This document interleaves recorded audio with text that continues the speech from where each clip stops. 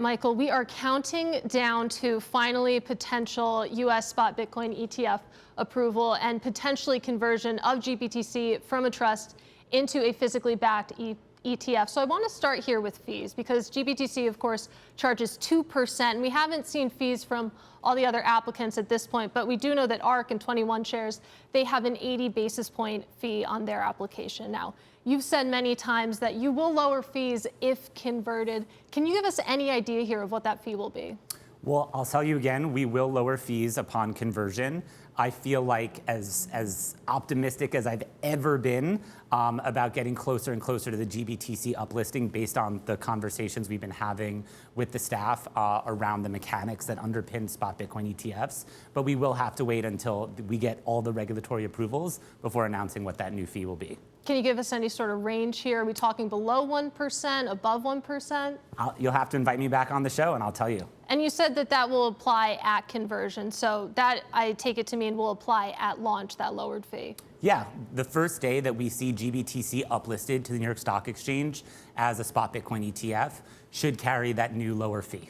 And why wait? Why not just lower fees now while GBTC is still a trust? Well, right now our actually main focus is really just on the conversion itself. So one of the things that I think is so important in this conversation around spot Bitcoin ETFs coming to market is that the conversation has really graduated from really only focusing on that underlying spot market, which is really where we were spending our time with the staff, to now instead really focusing on the underlying guts and mechanics of getting the SEC comfortable with how these products would actually function in market. So this is priority number one for my team, for the firm, and obviously for hundreds of thousands of investors across the US. And we're going to get to the guts and the mechanics, but let's talk a little bit about flows, because I don't need to tell you that GBTC has seen billions of dollars of inflows this year. Of course, it's been a great year for Bitcoin itself.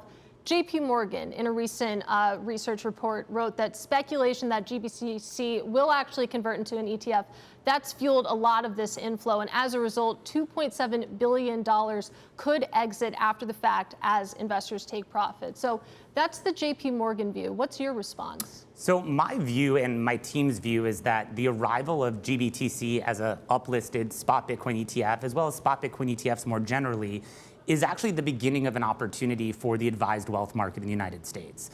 That's about $30 trillion of wealth that, by and large, has not had products that they can go into to obtain spot Bitcoin exposure. Now, as you said, GBTC has been a very popular investment vehicle for investors of all shapes and sizes to get regulated Bitcoin exposure, and many of them are doing so today, right? We've seen the discount on GBTC narrow considerably this year as investor optimism around its uplisting has continued to take place.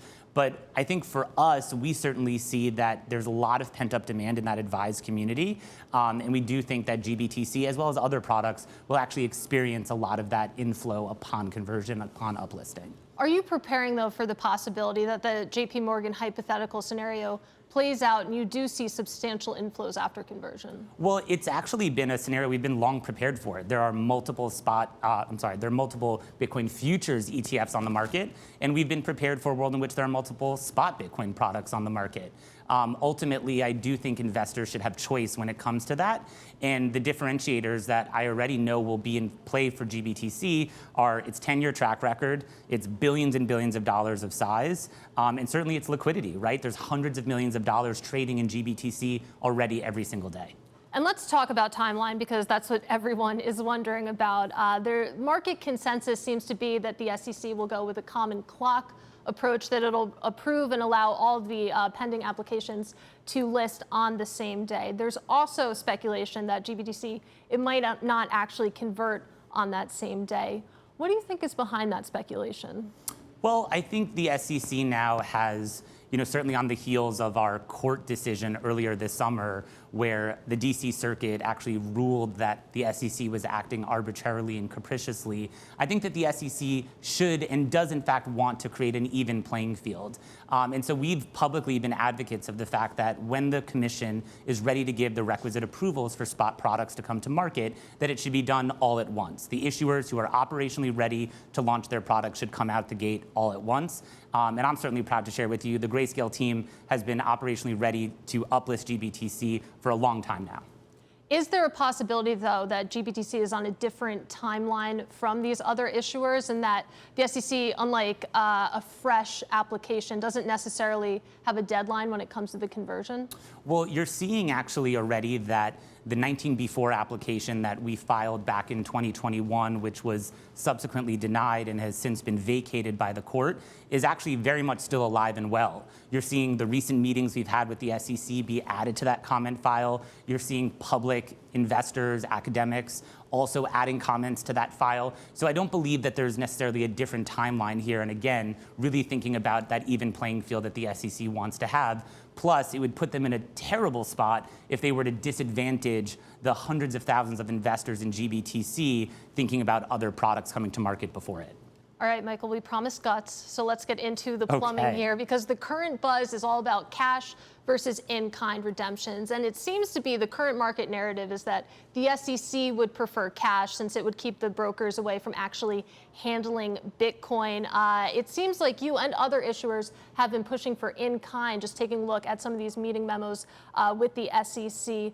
What is the benefit of in-kind redemptions? So I'm so glad you're asking about this, because this is such a critical issue and is actually the focal point of a lot of the recent SEC interactions, as well as our filings and the slides that we've made in those meetings. When you look at other spot commodity ETFs here in the US, and there's over a dozen of them, and they provide exposure for investors to everything from gold to silver to platinum to palladium, all of those products leverage an in-kind transaction model, in-kind creations, in-kind redemptions. And so our positioning here is that the model works, it works well, it protects investors, it creates tight spreads, it creates liquidity, and ultimately creates a positive investor experience. And so now, while Bitcoin itself may be a novel asset, the ETF wrapper is not. It's been around for decades at this point. And so as we're at this pivotal moment to actually finally see spot Bitcoin ETFs come to market, we shouldn't be breaking with convention. Instead, we should actually be following convention, because these products trade very well, and the same should be applying to Bitcoin. Bitcoin should not be given a different treatment than that of other commodities. And it's worth pointing out that in typical ETFs, of course, in-kind is the lay of the land. That's really the typical structure that's used. It's interesting when it comes to physically backed commodity ETFs. You've made the point recently that you wouldn't have the same negative tax implications potentially that the investors receive in the form of capital gains distributions, even if these were to be cash redemptions. With that in mind, why still push for in-kind? Is there any actual difference felt by investors? Well, ultimately, if products like GBTC are uplisted as spot Bitcoin ETFs, then to have more market participants, not just those authorized participants that can transact with cash creations and redemptions, but also in-kind creations and redemptions, will open the market to a much larger audience. I think for us, we're also advocating for this purely in the name of investor protection. What we wouldn't want to see happen is solely have cash creations across the ecosystem, across all these products, and for example, see scenarios, and again, this is hypothetical, but we wouldn't want to see scenarios where perhaps the ETF shares trade away from their net asset value. You wouldn't want to see scenarios where the spread between where the ETF is trading, the bid-ask spread widens out, right? We don't want these added costs going into investors when they're finally able to access Bitcoin through the protections of the ETF wrapper. And we really, really are advocating that both of these options be made available to create more efficient product structures.